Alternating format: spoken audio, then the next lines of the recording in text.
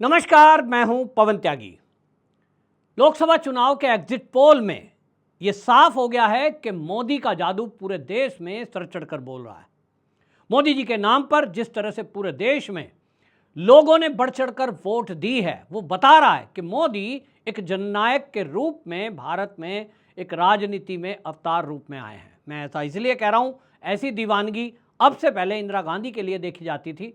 इंदिरा गांधी वो नेता थी जिसको पूरे देश में बच्चा बच्चा जानता था, गांव के लोग पहचानते थे और वोट करते थे तो इंदिरा गांधी के नाम पर।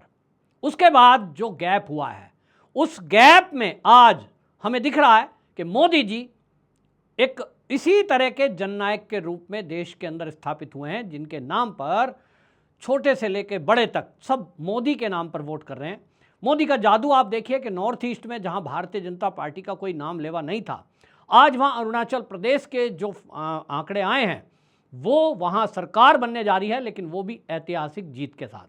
ये अपने आप में बता रहा है कि मोदी जी का जो विजन था, जिस तरह से नॉर्थ ईस्ट को लेकर के उन्होंने अरबों रुपए की योजनाओं को वहां लागू किया, जिस तरह से वहां रेल पहली बार पहुंची, जिस तरह से वहां पुल बनाए गए, जो बॉर्डर एरिया है उसको डेवलप किया गया, उसका असर है कि आज नॉर्थ ईस्ट के ज़्यादातर राज्य में एनडीए भारतीय जनता पार्टी राज्यों में भी है और अब आप देखेंगे कि केंद्र में भी उनकी सहभागिता आपको दिखाई देगी। जिस तरह से हेमंत बिस्वा शर्मा एक नेता बनकर असम से उभरे, अब आपको दिखाई देगा कि मोदी जी ये जो अब पार्ट 2, 3 कहिए इसको, जो मोदी जी का तीसरा टर्म है, जो तीसरी बार सरकार बनेगी, इसमें आप देखेंगे कि नॉर्थ ईस्ट के जो लोग हैं, जो सांसद चुनकर आएंगे, उनको ज़्यादा प्रतिनिधित्व मिलने वाला है। अरुणाचल प्रदेश में कुल सीटें हैं 60, बहुमत के लिए 31 की आवश्यकता है और भारतीय जनता पार्टी वहाँ 46 सीट जीती है।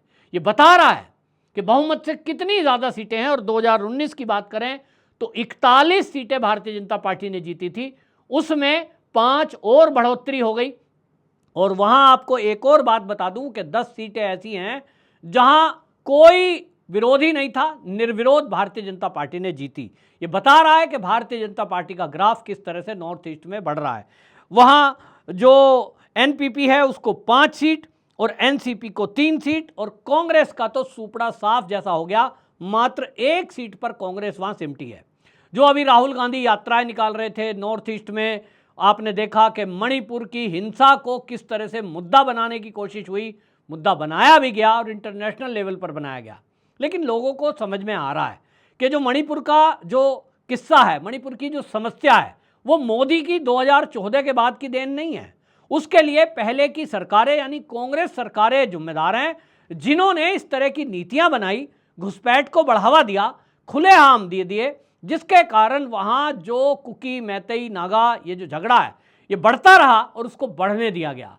नशाखोरी बढ़ती रही, चीन और म्यांमार का बॉर्डर ये दोनों लगे हुए थे और इसके कारण से अति महत्वपूर्ण राज्य होने के बावजूद भी केंद्र ने कभी ध्यान नहीं दिया। मोदी सरकार आई तो पहली बार उस समस्या का समाधान करने का प्रयास किया गया, लेकिन हम जैसा जानते हैं कि जो विदेशी ताकतें हैं वो कभी नहीं चाहती कि बॉर्डर एरिया हमारा शांत रहे।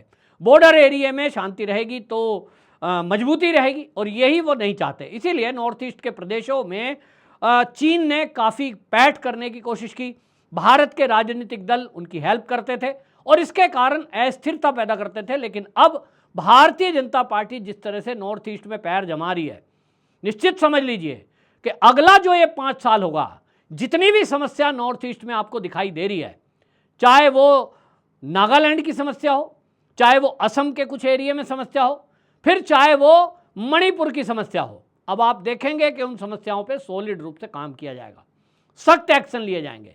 और इसीलिए जनता को विश्वास है कि करेंगे तो मोदी ही कर सकते हैं।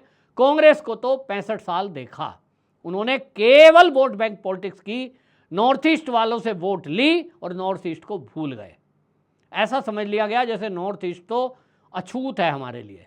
मोदी सरकार आई, मोदी जी आए तो उन्होंने कई ऐसे नॉर्थ ईस्ट के सांसदों को आगे बढ़ाया, कई योजनाओं को आगे बढ़ाया और अभी हाल ही में आपको बता दूं 6400 करोड़ की परियोजनाओं का उद्घाटन मोदी जी ने अभी हाल ही में अरुणाचल प्रदेश के लिए किया था। उसका इफेक्ट जनता में है, लोगों को दिख रहा है कि भाई काम हो रहा है। और इसके साथ आपको बता दूं 2 प्रदेशों का जो एग्जिट पोल है वो भी सामने आ गया और उसमें भी रिकॉर्ड मतों से भारतीय जनता पार्टी सरकार बनती हुई दिख रही है। लोकसभा चुनाव का एग्जिट पोल तो आपने देख ही लिया।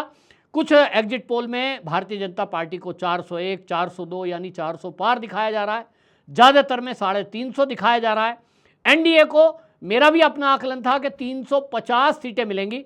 भारतीय जनता पार्टी अपने बेस पर 330 सीटें, एनडीए 350 से 380 सीटें ये प्राप्त कर सकता है, ऐसा मेरा भी अपना आकलन है, जिस पर मैंने कल अलग से वीडियो की है।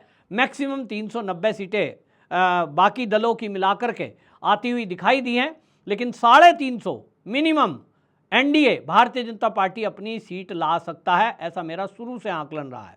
लेकिन अभी आपको बता दूं, ओडिशा का विधानसभा चुनाव हुआ, वहां कुल सीटें 147 है और उस 147 में भारतीय जनता पार्टी 62 से 80 सीटें ला सकती है। जी हां, यह बहुत बड़ा एक बदलाव है ओडिशा की राजनीति में।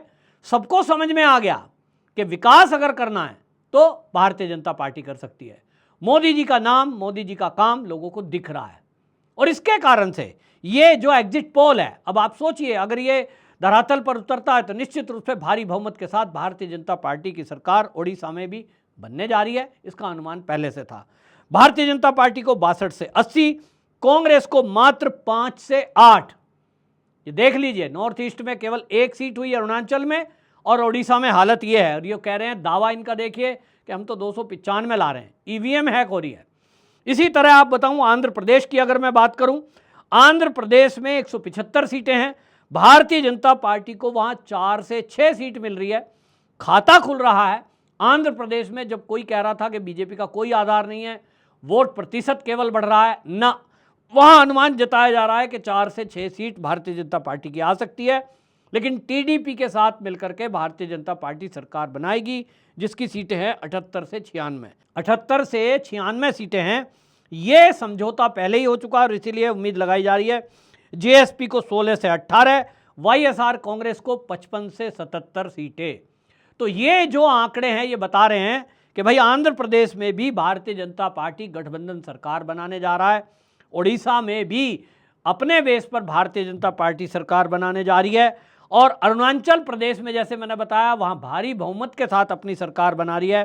सिक्किम का भी जो आया है सामने, वहाँ तो पहले से ही कांग्रेस या सिक्किम की जो लोकल पार्टियां हैं वो पहले से हैं, भारतीय जनता पार्टी का वहाँ कोई आधार नहीं है।